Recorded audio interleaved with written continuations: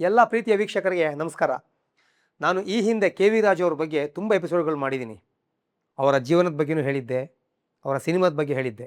ಒಂದು ವಿಷಯ ಬಿಟ್ಟಿದ್ದೆ ನಿಮಗೆ ಹೇಳೋದು. ಒಂದು ಅದ್ಭುತ ಸಾಂಗು ಯಾವ ಥರ ಕ್ರಿಯೇಟ್ ಆಯಿತು ಅಂತ ನಿಮ್ಗೆ ಹೇಳಬೇಕು. ಯಾವ ಟ್ಯೂನ್ ಎಲ್ಲಿಗೆ ಬಂತು ಅಂತ.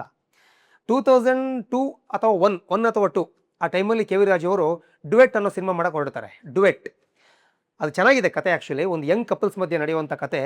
ಜಗತ್ತಲ್ಲಿ 100% ಒಂದು ಪೇರ್ ಆಗಿರುವಂಥ ಕಪಲ್ ಸಿಗಲ್ಲ ಅಂತ ಏನೋ ಹೇಳಿತಾ ಇದ್ದೇ ಇರುತ್ತೆ. ಇಬ್ಬರು ಸಮಾನ ಮನಸ್ಕರು ಅಂತ ಹೇಳ್ತಾರಲ್ಲ, 100% ಹೊಂದುವಂಥ ಒಂದು ಜೋಡಿ ಇಲ್ಲ ಎಲ್ಲೂನು ಅಂತ ಹೇಳೋದ್ರ ಬಗ್ಗೆ ಒಂದು ಕತೆ ಮಾಡಿದರು. ಸೂಪರ್ ಕತೆ ಅದು. ಆ 2001ನಲ್ಲಿ 2ಅಲ್ಲಿ ಒಂದು ಆಡಿಷನ್ ಮಾಡ್ತಾರೆ ಬೆಂಗಳೂರಿನಲ್ಲಿ.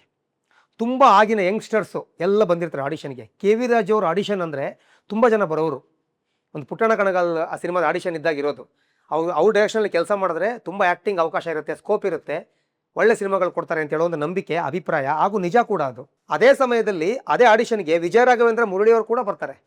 ಅವ್ರು ಆಲ್ರೆಡಿ ಸಿನಿಮಾಗಳು ಮಾಡಿರ್ತಾರೆ ವಿಜಯ ರಾಘವೇಂದ್ರ ಅವರು, ಆದರೆ ಆಡಿಷನ್ಗೆ ಬರ್ತಾರೆ. ಕೆ ವಿ ರಾಜರ ಮೇಲಿರುವಂಥ ಗೌರವ ಹಾಗೂ ಅವ್ರ ಸಿನಿಮಾದಲ್ಲಿ ಮಾಡಿದ್ರೆ ಇನ್ನೂ ಚೆನ್ನಾಗಿ ಮೇಲ್ಮಟ್ಟಕ್ಕೆ ಬರ್ಬೋದು ಅಂತ ಹೇಳೋ ಒಂದು ಅಭಿಪ್ರಾಯ, ನಂಬಿಕೆ.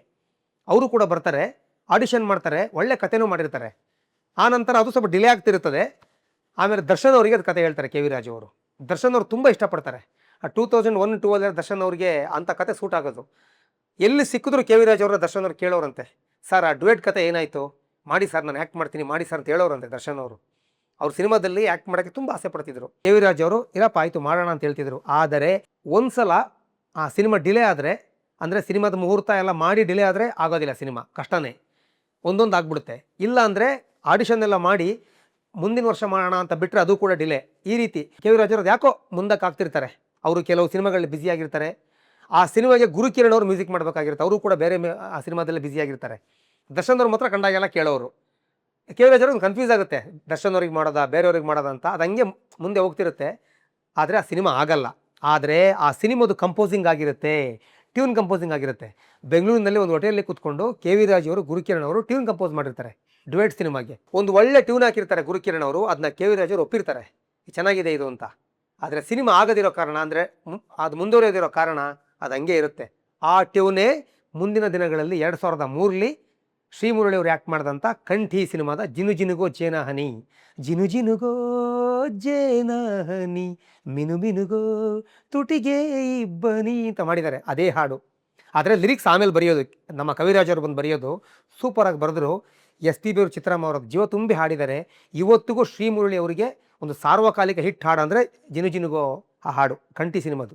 ಅದು ಭರತ್ ಅವರು ಅದಕ್ಕೆ ನಿರ್ದೇಶನ ಮಾಡಿದರು. ಅವರು ತೀರ್ಕೊಂಡಿದ್ದಾರೆ, ನಮ್ಮೊಂದಿಗೆ ಇಲ್ಲ ಈಗ. ಒಳ್ಳೆ ಸಿನಿಮಾ ಅದು. ನೋಡಿ ಎಲ್ಲಿಂದ ಟ್ಯೂನ್ ಎಲ್ಲಿಗೆ ಬಂತು ಅಂತ. ಡುವೆಟ್ ಸಿನಿಮಾಗೆ ಮಾಡಿದಂಥ ಟ್ಯೂನು ಮುಂದೆ ಕಂಠಿ ಸಿನಿಮಾಗೆ ಆಯಿತು. ಅದು ಮುರಳಿಯವರಿಗೆ ಬಂತು. ಡುವೆಟ್ ಸಿನಿಮಾಗೂ ಮುರಳಿಯವರು ಆಡಿಷನಿಗೆ ಬಂದಿದ್ದರು, ಅಲ್ಲಿ ಆಗಿಲ್ಲ. ಆದರೆ ಕಂಠಿಯಲ್ಲಿ ಅವ್ರಿಗೆ ಹಾಡು ಬಂತು. ಅದು ಗುರುಕಿರಣ್ ಅವರೇ ಮಾಡಿದ್ರು. ಈ ರೀತಿ ಇನ್ನೊಂದು ವಿಷಯ ಹೇಳಬೇಕು. ಎಲ್ ಎನ್ ಶಾಸ್ತ್ರಿ ಅವರಿಗೆ ಕೆ ವಿ ರಾಜು ಅವ್ರ ಮೇಲೆ ಭಾರಿ ಗೌರವ. ಹಂಸಲೇಖ ಹೇಗೆ ಅವ್ರಿಗೆ ಶಾಸ್ತ್ರೀಯ ಗುರುಗಳೋ, ಕೆ ವಿ ರಾಜು ಅವರು ಕೂಡ ಒಂದು ರೀತಿಯ ಮಾನಸ ಗುರುಗಳು. ತುಂಬ ಮೀಟ್ ಮಾಡೋರು, ತುಂಬ ಡಿಸ್ಕಸ್ ಮಾಡೋರು.